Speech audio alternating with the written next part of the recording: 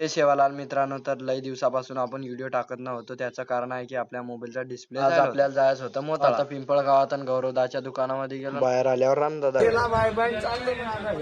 दादा गेला मग घरी आणि आम्ही बसलो मग सगळे मित्र ऑटो मध्ये चाललो मोताळा. आलो आता कोथळीत आल्यावर ही नदी दिसली. नदीत पाणी कमी आणि घास जास्त दिसला. हा घास कशाचा आपल्याला काय माहित नाही. कोथळीमध्ये ऑटो बदली केला ना आलो मग मोताळ्यात आल्याबरोबर गेलो मग शिवांगी स्पोर्ट वर. शिवांगी स्पोर्टचे मालक आपले काका आहे. मग आपण पहिल्या व्हिडिओ त्याला पवन म्हणून दिलं तर आपल्याकडून मोताळ्यात आपण ज्या कामासाठी आलतो ते काम काही झालं नाही. मग आपल्याला लागली होती भूक. तर आपल्या सगळ्या मित्रांना म्हटलं चाल म्हणे तुला आम्ही चायनीज चालू. तुम्हाला तर माहित आहे आपण फुकाचं कुठं सोडत नाही म्हणून आणली ना मग फुकाची चायनीज दाबून. चायनीज खाणं झाल्यावर आपला मित्र बा कसा करतो. चाललो आता मोताळा फिरायले. मनेश म्हणते पाय म्हणे मी आता काय करतो. मनेश तर डायरेक्ट भांडणं करायला लागला बा. भाई यहाँ पे क्या हो रहा भाई, ये कहाँ फंस गया भाई मैं.